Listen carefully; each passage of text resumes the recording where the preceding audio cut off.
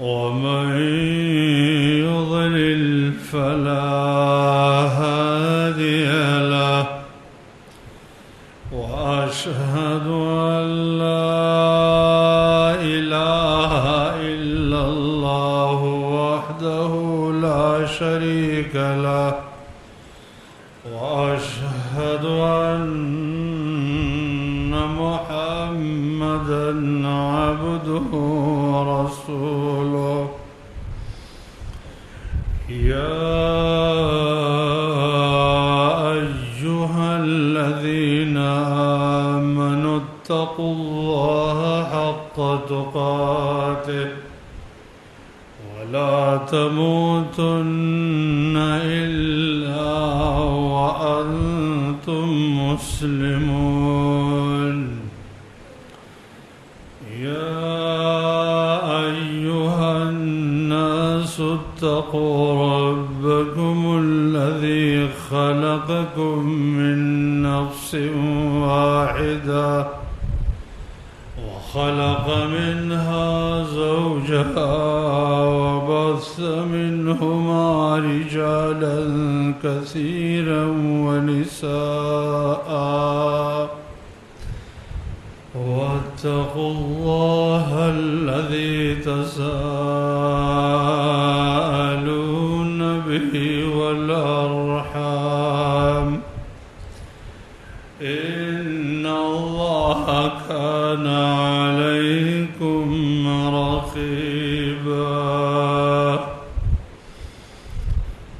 يا أيها الذين آمنوا اتقوا الله وقولوا قولا سديدا يصلح لكم أعمالكم ويغفر لكم ذنوبكم ومن يطع الله ورسوله فقد فاز فوزا عظيما أما بعد فأعوذ بالله السميع العليم من الشيطان الرجيم إن الذين يأكلون أموال اليتامى ظلما إنما يأكلون في بطونهم نارا وسيصلون سعيرا اللهم صل على محمد وعلى آل محمد كما صليت على إبراهيم وعلى آل إبراهيم إنك حميد مجيد اللهم بارك على محمد وعلى آل محمد كما باركت على إبراهيم وعلى آل إبراهيم إنك حميد مجيد دين اسلام ډیرو قدرمنو درنو او عزتمندورونو د تیرو خطباتنا دا خبر شروع چې بعضی گناهونه دي چې هغې ته کبیره گناهونه ویل کېږي لوی لوی گناهونه ورته ویل کېږي هغه پېژندل او د هغې نه ځان ساتل ضروري دي ځکه زمونږ رب زمونږ سره وعده کړې ده که د دې کبیره ګناهونو نه پرهیز وکړو د واړه واړه ګناهونه درته معاف کوم ان تجتنبوا كبائر ما تنهون عنه نکفر عنکم سیئاتکم یوازې دا نه چې دا درته معاف کوم بلکې جنت تم داخلوم وندخلکم مدخلا کریما د عزت زیتا د عزت کور تم داخلوم. نو په دې سلسله کې بعضی کبیره ګناهونه بیان شوي. یو د کبیره ګناهونو نه چې نننۍ خطبه کې بیانېږي هغه د یتیمانو مال خوړل دي. زما خوږو ورونو زمونږ امت هغه د ترحم امت دی، هغه د شفقت امت دی، هغه په کمزورو یتیمانو مسکینانو فقیرانو باندې د ترحم کولو امت دی. دی به هم په نورو رحم کوي او په دې امت به رحمتونه نازلیږي لکه د الله نبی چې وایي امتي امت مرحومه. زما امت د رحمت امت دی او دی به په نورو باندې رحم کوي ځکه د الله نبی فرمایي هغه انما يرحم الله من عباده الرحماء. الله په هغه بندگانو رحم کوي کوم بندگان چې په نورو بندگانو رحم کوي. هغه مونږ ته وایي تاسو د ځمکې والاو باندې رحم وکړئ زه به په تاسو باندې رحم وکړم. د الله نبی فرمایي چې تاسو د ځمکې والاو باندې رحم وکړئ اسمان والا به په تاسو رحم وکړي. او فرمایلی دي چې څوک په بل رحم نه کوي الله په ده رحم نه کوي. نو ډیر د رحم مستحق چې دي هغه څوک دي چې د هغوی پلار وفات شوی دی او د ماشوم د بلوغ ته لا نه دی رسېدلی. دی انسان د ډیر رحم مستحق دی. ځکه قرآن من ته د دې د ترحم کولو دپاره یو ناشنا مثال او نمونه ذکر کوي. هغه دا ده چې ته خپل بچي مخې ته کښېږده چې سبا ته وفات شي او ستا دا بچي بل ته پاتې شي ته څه غواړې چې خلک د دې سره څنګه معامله وکړي داسې معامله د بل یتیم بچي سره وکړه. الله فرمای وليخشى الذين لو تركوا من خلفهم ذرية ضعافا خافوا عليهم. هغه انسانان دی ویریږي که چېرته د ده بچي بل ته پاتې وي او دی پې د خلکو د ظلم نه یېرېدلی نو دی څنګه حال کې به و داسې د بل په بچي باندې ظلم مه کوه د هغه مال مه لوټ کوه د هغه مال مه خوره د هغه په حق تجاوز مه کوه. زما خوږو ورونو هغه انسانان چې د یتیم د مال په باره کې بې باکي کوي او د یتیم مال خوري په حقیقت کې هغوی په دې خپله خېټه کې اور اچوي اور. او دا د یو عالم خبره نه ده بلکې دا د ټولو کائناتو د خالق وینا ده. هغه فرمایي ان الذين يأكلون اموال اليتامى ظلما انما يأكلون في بطونهم نارا وسيصلون سعيرا. هغه خلق چې هغوی د یتیمانانو مالونه په ظلم باندې خوري دوی په خپلو خېټو کې اور اچوي. یوازې په خېټو کې اور نه اور ته به داخل هم شي د قیامت په ورځ باندې. عمده دا وجه ده چې حافظ ابن کثیر رحمه الله د دې آیت په تفسیر کې ذکر کوي وایي کوم یو انسان چې د یتیم مال په دنیا کې وخوري په د قیامت په ورځ به د هغه د خېټې نه د اور لمبې راخېږي او د خلو غوږونو نه به راوځي. ټول خلک به پېژني چې دا هغه انسان دی چې د یتیم مال یې په ظلم خوړلی. همداسې خبره امام ابن جریر د سدي نه نقل کړې ده چې هغه هم وایي چې کوم انسان د یتیم مال وخوړه د قیامت په ورځ به د دې د خولې نه پوزې نه غوږونو نه سترګو نه د اور لمبې راخېږي او دی به پې پېژندلی شي. او دا خبره په یو ضعیف حدیث روایت کې هم راغلی ده. خو قرآن په دې خبره کې صراحت کړی دی چې خېټه کې د چا اور یې نو د هغې نه به د اور لمبې ضرور د هغه په مساماتو کې راخېږي. زموږ خوږو وروڼو د صحابه کرامو طریقه دا وه چې هغوی به کله د الله حکم او د الله د رسول حکم واورېده فوراً به هغه عملي کوو. فوراً کله چې دا آیت نازل شو چې هغه انسانان چې د یتیمانانو مالونه خوري هغوی په خپلو خېټو کې اور اچوي، نو کوم مسلمانان چې د هغوی سره یتیمانان او هغوی د یتیمانانو په مال کې وو، د یتیمانانو کفالت یې کوو، د هغوی تربیت یې کوو، نو هغوی خپل مالونه فوراً د خپلو مالونو نه جدا کړل، د هغوی مالونه د خپلو مالونو نه جدا کړل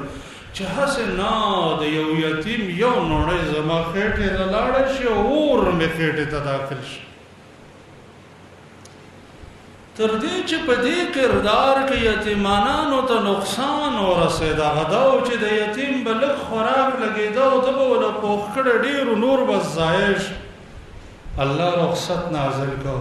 چې وَإِن تُخَالِطُوهُمْ فَإِخْوَانُكُمْ وَاللَّهُ يَعْلَمُ الْمُفْسِدَ مِنَ الْمُصْلِحِ.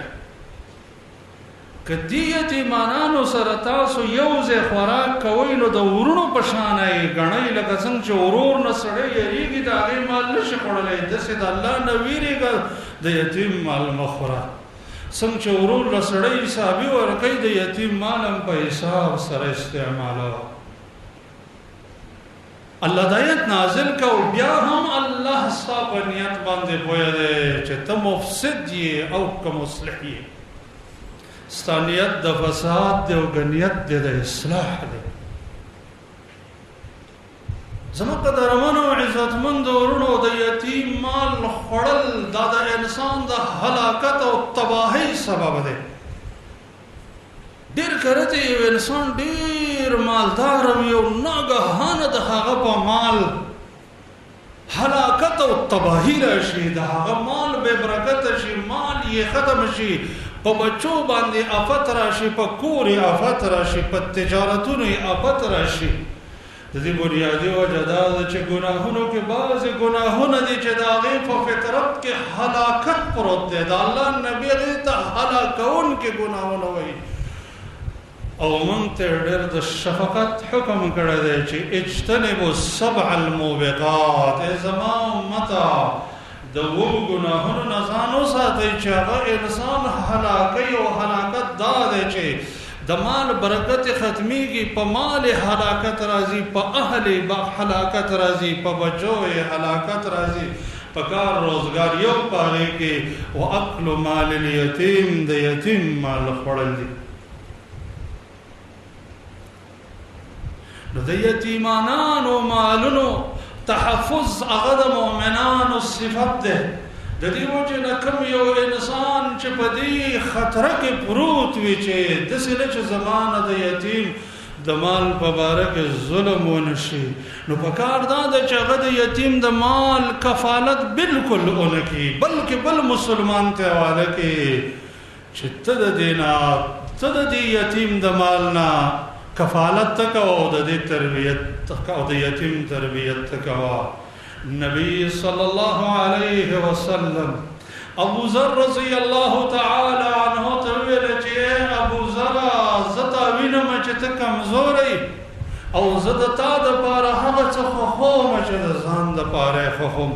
لا تأمرن على اثنين ولا تولين اليتيم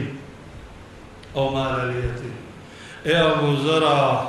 ته په دوه کسانو ګوره مشري ونه کړي، دا مشري په دنیا کې خلکو ته یو عزت او شرف ښکاري، خو په حقیقت کې د لسو کسانو مشر د قیامت په ورځ به لاسونه تر سټه پورې تړل شوي چې د لسو کسانو مشري کړي. که انصاف یې کړی نو انصاف به هغه خلاص کړي او که نه نو ظلم به هغه هلاک کړي. نو د لسو کسانو مشر معنی د خپل کور یو مشر چې دی هغې کې هم هغه هم پکې داخل دی. که د خپلو بچو لمسو د خپلو نګیندو تر مابین د انصاف کړی و، د 10 کسانو مشر دی، یو کور مشر دی، نو د انصاف به تا بچ کې او که ظلم دی کړی نو ظلم به دې هلک او تباه کړي. نو یو د 2 کسانو مشري مه کوه، او دویم د یتیم د مال کفالت مه کوه. ګوره د یتیم مال په لاس کې مه راخله، هسې نه چې خیانت درنه وشي نو ته به نقصان کې واقع شي.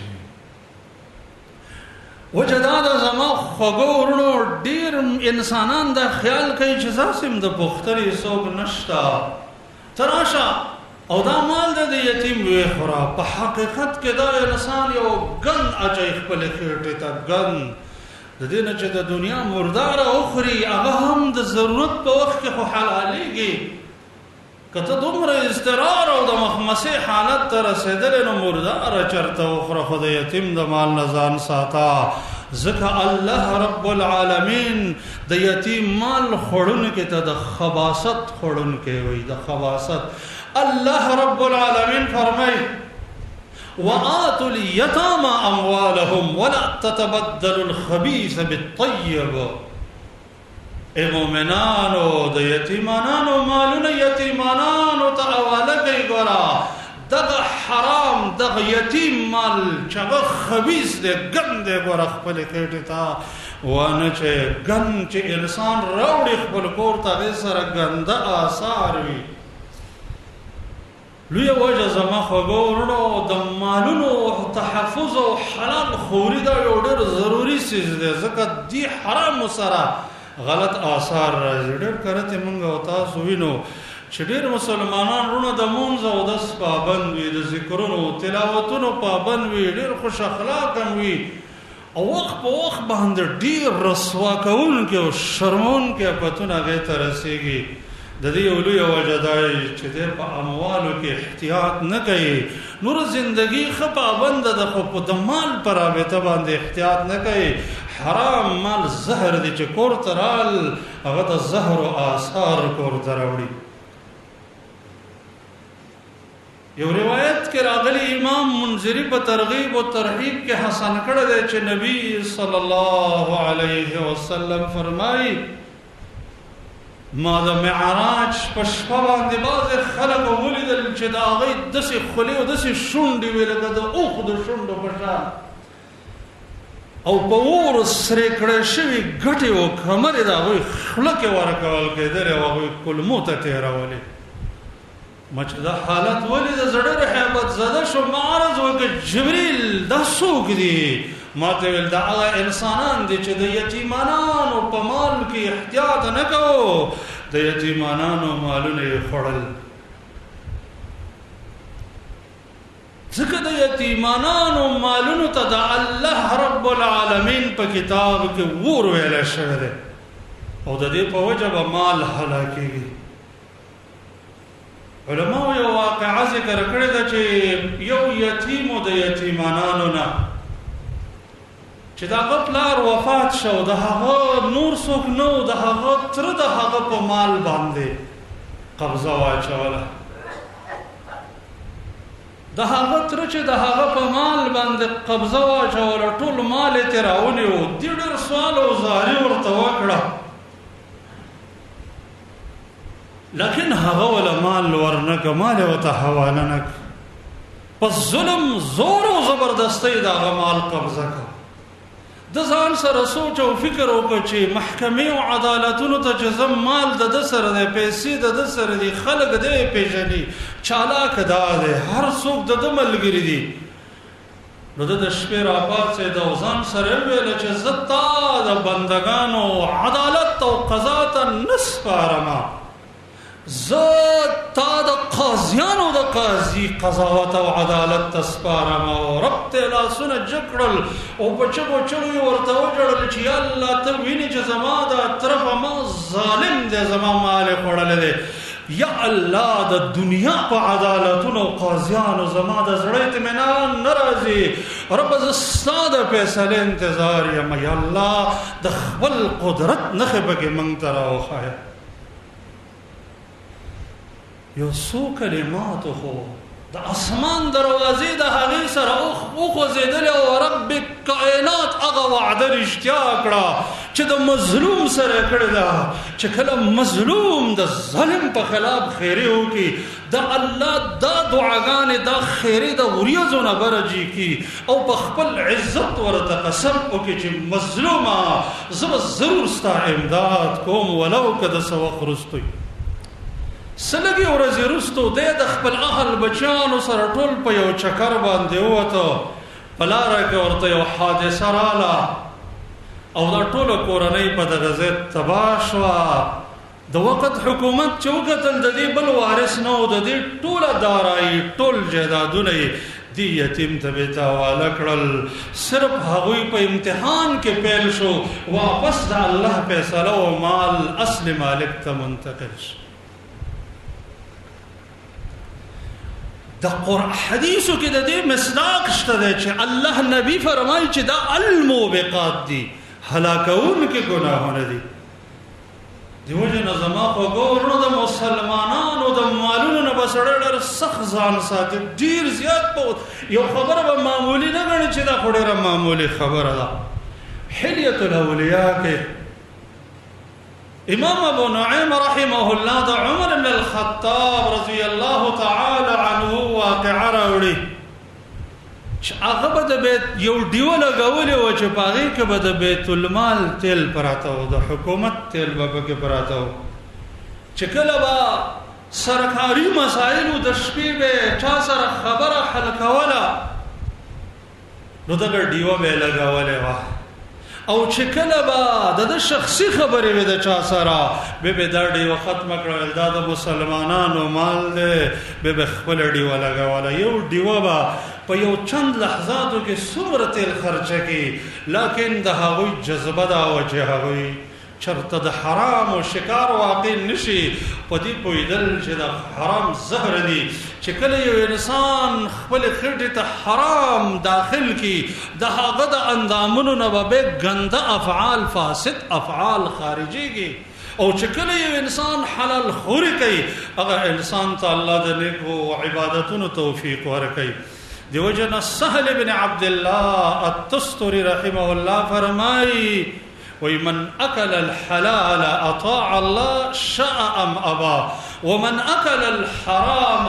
عصى الله شاء أم أبى سوق حلال خوري هغه د الله بندگی به کوي که خوښه یو که خوښه نه او چې کله انسان حرام خوري دی به د الله په نافرمانۍ کې واقع کېږي زما خو ګورنو خاص کر د یتیم مالونه خو ډېر زیات سخترینی سزا والا دي که یو انسان په تیره زمانه کې هم د یتیم مال خوړلی په تیره زمانه کې د الله لاک لاک شکر دی ادا کړي چې اوسه پورې ده ته سزا نه ده رسېدلې او فوراً دی دا حق خپل حقدار ته حواله کړي او په صدق د الله ته توبه وباسي او په آینده کې د عزم وکړي چې 1 روپۍ حرامه او 1 روپۍ د یتیم مال به زه د خپل مال سره نه ګډوډ کوم بلکې الټه به د یتیم کفالت کوم په یتیم به ترحم کوم په یتیم به شفقت کوم ځکه زمونږ دین کې په یتیمانانو ترحم حکم کړی شوی دی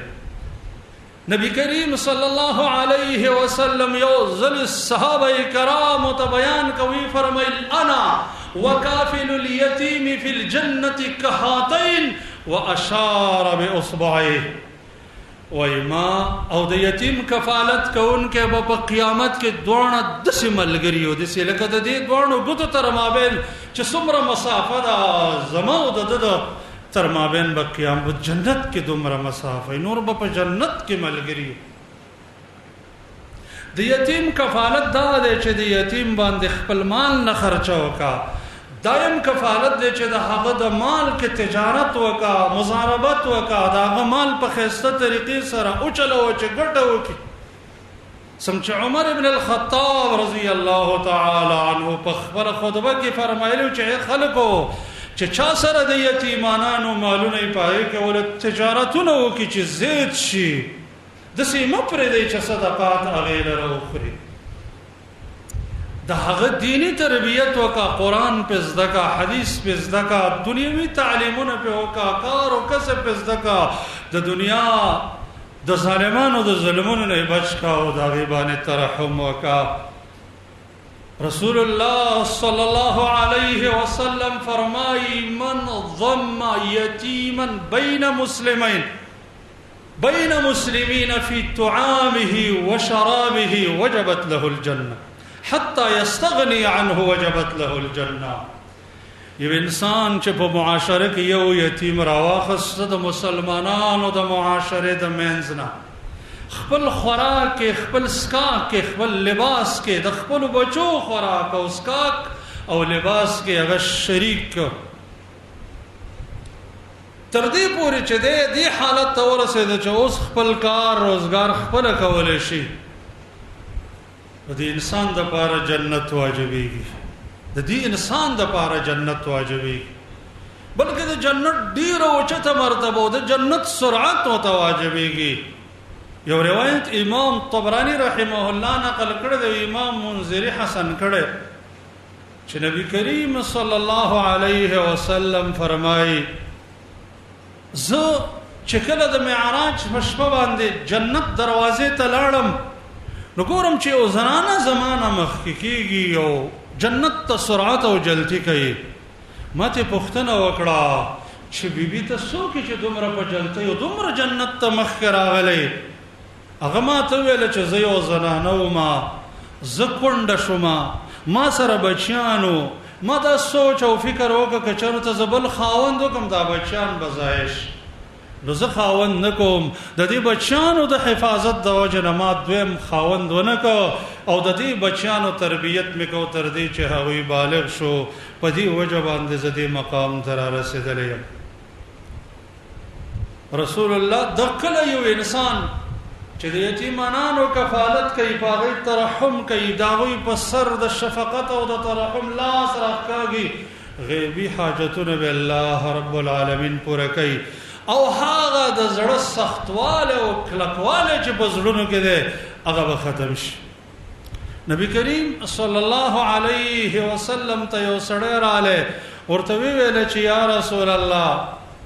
زما په دې زړه کې سخواله ډېره دی، د الله نه یره پکې کمه ده، د دین بیاناتو ته قرآن او سنت بیانېږي، زما زړه نرمیږي نه، کلک دی، سختواله پکې دی.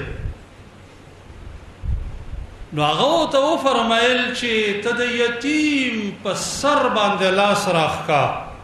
او مسکین ته طعام ورکوه، د دې په وجه به ستا ته دوه فایدې حاصلې شي. یو یلن قلبک وتدرک حاجتک، د دې په وجه به ستا د زړه نرم شي، هغه سختوالی به دې وځي او د دې په وجه به ستا حاجتونه سر شي. ځکه د الله د نبي د طرف نه موږ سره د الله د طرف نه وعده کړی شوې ده چې کله یو انسان د مسلمان د حاجت د پوره کولو سوچ او فکر کوي، د مسلمان د حاجت کې منډه ترړوي، غیبي به الله د حاجتونه پوره کوي، د دنیا او د آخرت حاجتونه به پوره شي. نو زما خوږو او عزتمندو ورونو، زمونږ امت هغه د امت د جهاد په دې امت کې یتیمانان ډېر زیات دي. نو ځکه قرآن او سنت کې موږ او تاسو ته د یتیم حق ډېر زیات بیان شوی دی او د الله نبی فرمای انی احرج حق الیتیم حق الضعیفین، زه تاسو ته وصیت کوم ګوره چې د ګناه د وجې نه د دوو خلکو د حقونو نه ځان وساتئ. یو د یتیم نه چې ډېر زیات ضعیف دی، یو د زنانه نه یو روایت کې مسکین راغلی دی او زنانه نه د دې دواړو حقوقو نه ځان وساتئ. په دې وجه باندې چې دا ضعیفان دي او موږ سره د ضعیفانو د همدردۍ حکم دی. رب العالمین دې موږ او تاسو له په قرآن او سنت باندې پوهه راکړي. الله دې موږ او تاسو د کبایر او صغائر ګناهونو نه وساتي او کوم ګناهونه چې زموږ نه شوي دي الله دې په خپل فضل باندې معاف کړي او آینده کې دې الله موږ او تاسو ته د نیکو اعمالو توفیق راکړي. اقول قولي هذا استغفر الله.